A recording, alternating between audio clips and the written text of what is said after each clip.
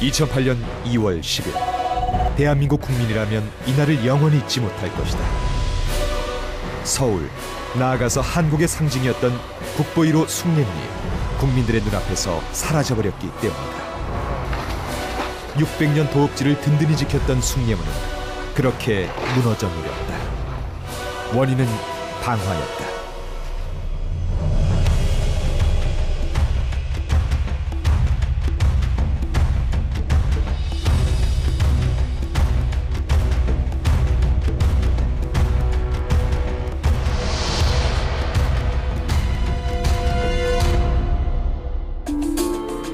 숭례문이 타오르는 것을 알아차리기 바로 전 손님을 기다리던 택시기사 이모 씨는 이상한 광경을 목격했다. 8시 45분경에 남대문 숭례문 사공회수 쪽 방향 계단을 통해서 올라가서 계단 사다리를 이용해서 문밖쪽으로 들어가는 걸 확인을 했고요.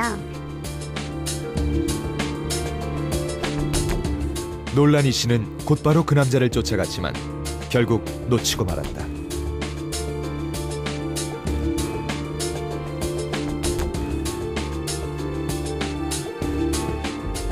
그 사이 숭례문은 걷잡을 수 없는 불길에 휩싸였고 결국 5시간 만에 거의 다 타버리고 말았다. 숭례문의 1, 2층 목조 누각은 형체를 알아볼 수 없을 정도로 탔고 석축만이 남았다. 그나마 양녕대군의 친필 현판을 구할 수 있었던 것을 다행으로 여겨야 했다. 국보 1호 숭례문에 불을 지른 유력한 용의자는 69살의 방화 전과자였습니다. 납득하기 힘든 방화의 이유를 댄 범인은 곧 붙잡혔지만 국민들의 상실감은 걷잡을 수 없었다. 문화재의 화재 사건은 일반 화재보다 훨씬 더 큰 피해와 상처를 남긴다. 숭례문은 2005년부터 관리 인력을 없애고 무인 경비 시스템으로 전환했다. 당연히 24시간 안전관리가 소홀할 수밖에 없었고 그것이 화재의 큰 원인이 됐다. 그렇게 대한민국 국보 1호는 역사 속으로 사라져버린 것이다.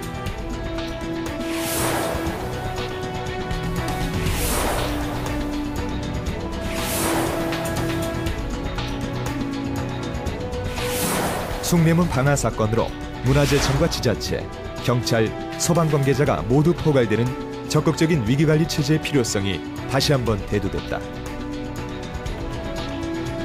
대부분 목재로 만들어진 문화재는 현대식 건물에 비해 구조는 단순하지만 불에 타는 속도가 매우 빠르기 때문에 문화재 화재 진압은 신속함에 달려있다.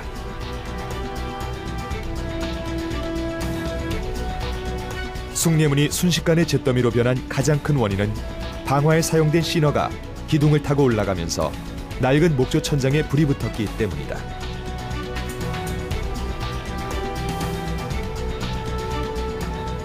현재 전국의 중요 문화재는 외부인의 침입이나 화재의 위험으로부터 쉽게 노출이 돼 있다.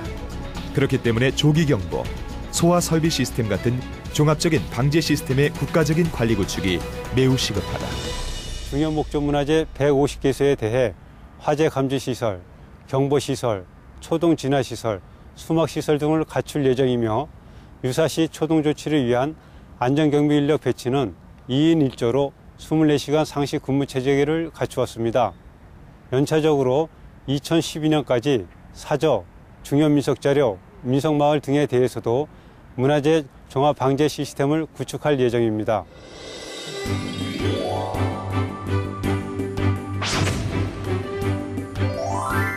2006년 5월 화성 서장대가 방화로 전소된 뒤 수원 시민들은 화성 지킴이로 활동하면서 현재까지 화성을 든든히 잘 지키고 있습니다.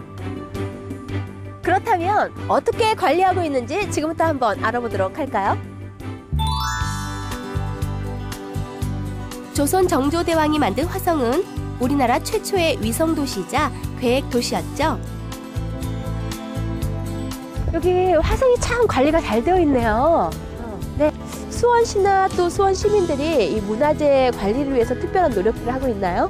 네, 지금 요즘에 일문화재 일지킴이 활동을 하고 있거든요. 저희 KYC 자원봉사자들도 그동안 내국인들이나 외국인들을 화성을 알리는 데에만 주력했는데 이게 돌아보면서 보니까 이렇게 낙서한 것도 많고 또 이렇게 소방에 취약한 부분이 있어서 그 활동을 펼치게 되었어요. 일문화재 일지킴이 활동은 문화재를 시민들의 생활 속으로 끌어들이면서 보다 가깝고 친근한 존재로 만들고 있습니다. 지금 뭐 이렇게 쭉 둘러보시고 또 꼼꼼히 메모도 하시고 하는데 뭐 하시는 중이세요? 예, 문화재가 제대로 잘 관리되고 있는지 모니터링하고 있고요. 네. 예, 그래서 보면서 쓰레기 있으면 쓰레기도 줍고 그러고 있습니다. 아, 네. 그럼 지금 이게 문화재를 분양받은 건가요? 저희 가족이 이 서북강로를 분양받았어요. 그래서 한 달에 한 번, 아니면 적게는 한 달에 한 번, 아니면 2주에 한 번씩 가족이 아이들과 같이 나와서 걸레질도 하고 주변을 돌아보면서 쓰레기도 줍고 그러고 있어요. 일문화재 일지킴이는 인력과 예산, 조직이 부족한 문화재 행정의 한계를 극복하는 것은 물론이고 문화재를 통해 과거와 미래를 잇는 건강한 공동체 문화를 만드는 데 큰 도움을 주고 있습니다.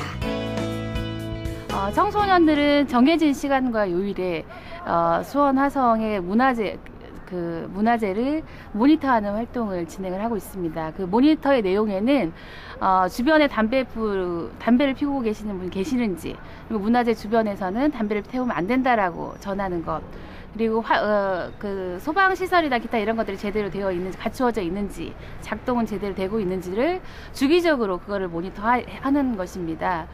청소년 문화재 지킴이는 모니터 활동을 통해 자신이 살고 있는 고장에 대해 자부심을 갖게 된다고 합니다. 더욱이 자신이 지키는 문화재에 대해 이해와 지식을 넓히면서 그야말로 살아있는 역사 교육을 받게 되는 일석이조의 효과를 얻고 있습니다. 이런 거 하면은 보람도 느껴지고, 이런 거 막 화재 같은 거 나는 거 저희가 방지하는 거잖아요. 그러니까 되게 뿌듯하고 그래요. 정부의 문화재 보호는 당연한 것이겠죠. 하지만 그것보다 문화재가 정부 소유가 아니라 국민 한 사람 한 사람이 주인이라는 생각을 가지고 문화재를 아끼고 보호해야 할 노력이 필요합니다. 우리 모두 문화 지킴이가 되는 건 어떨까요? 지금까지 일어난 화재 가운데 우리나라 국보와 보물로 지정된 목조화재 123건을 살펴보면 산속에 있는 것이 80%에 이른다. 그만큼 위험에 노출돼 있다는 것이다. 산속 목조문화재 보호 방법으로 주변 숲을 가꾸는 것이 새로운 방법으로 떠올랐다. 주변 숲을 속간해 산불 확산의 완충지대를 만들어 문화재를 보호하는 것이다. 실제로 전남 운주사는 이 방법으로 화마를 피해갈 수 있었다. 사찰이나 향교를 다 조사를 해가지고 그 주변의 숲가꾸를 비대적으로 했습니다. 그 이유는 산불로부터 사찰 같은 거 유적지를 보호하기 위해서 했고, 그래서 그 밑에 이제 사물이 없기 때문에 이번 산불에서도 운주사를 보호하지 않았나 그렇게 생각됩니다. 소방방재청은 숭례문 화재 사건을 계기로 문화재별 맞춤 화재 진압 매뉴얼을 만들었다. 문화재 개별 구조와 특성에 따라 화재 진압 대책을 체계화한 화재 진압 매뉴얼은 쉽고 간략해서 실제 현장에서 실용적으로 쓰이게 될 것이다. 소중한 문화재를 화재로부터 지키는 길은 하나뿐이다. 예방, 그것만이 안전의 최선책인 것이다. 문화재는 조상들의 삶과 현재를 살고 있는 우리의 모습을 고스란히 담고 있는 민족문화유산이다. 선조에게 물려받았듯이 후손에게 그 모습 그대로 남겨줘야 하는 것 또한 우리의 의무다. 더 이상 어처구니 없는 화재로 인해 문화유산이 훼손되고 손실되는 것을 방치해서는 안 될 것이다.